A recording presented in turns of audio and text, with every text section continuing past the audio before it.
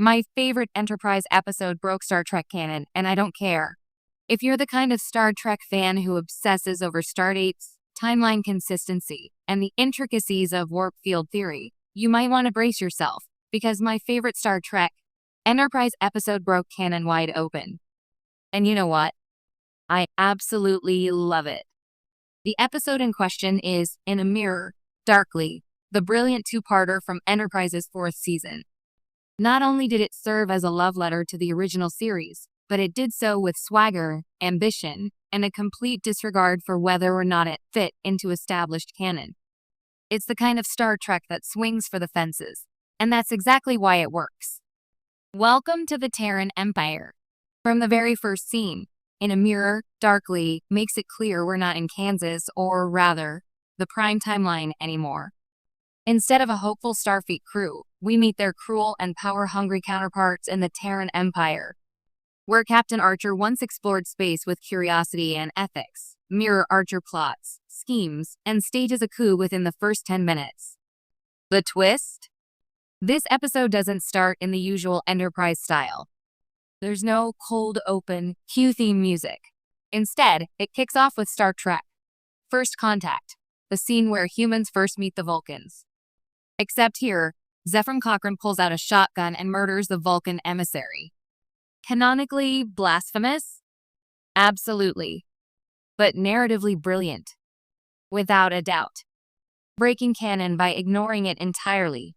Unlike other Mirror Universe stories in Trek, In a Mirror, Darkly doesn't feature our beloved heroes crossing over into the evil dimension. There's no good Captain Archer trying to stop his evil twin. No clumsy transporter accidents. Instead, the entire story takes place within the Mirror Universe.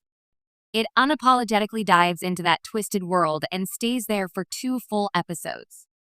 This bold storytelling choice broke a silent rule of the franchise, that Mirror episodes serve primarily as a contrast to our heroes. But here, there's no moral counterpoint, no optimistic federation. Just villains in charge and trying to out-villain each other. And strangely, it works beautifully. The characters are exaggerated, yes, but still grounded in the gritty, dangerous reality of their universe. The Defiant problem. Now here's where the canon really starts to crack. The climax of the episode involves the discovery of the USS Defiant, the Constitution-class starship from the original series that disappeared during the Tholian Web.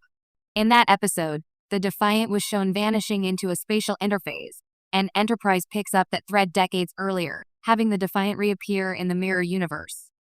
On paper, it's genius. It explains where the Defiant went and gives the Mirror crew access to wildly advanced 23rd century technology.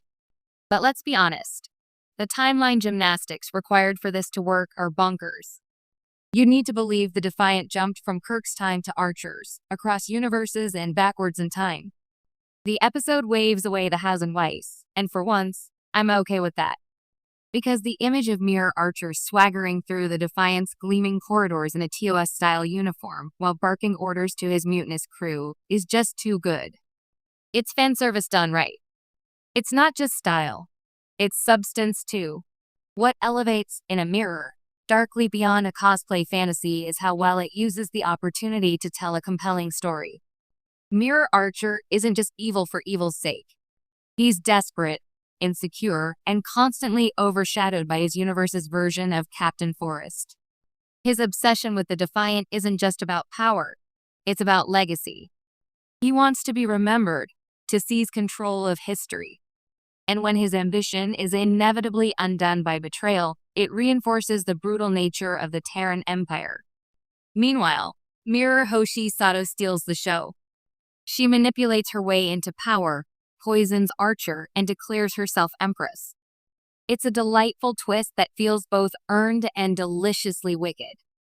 In a world where strength and cunning reign supreme, Hoshi's ascension is the perfect dark mirror to her Prime Universe counterpart's quiet strength. The episode we didn't know we needed. Enterprise often struggled to define its identity within the Trek franchise. Was it a prequel? A bold new reimagining? A nostalgic callback?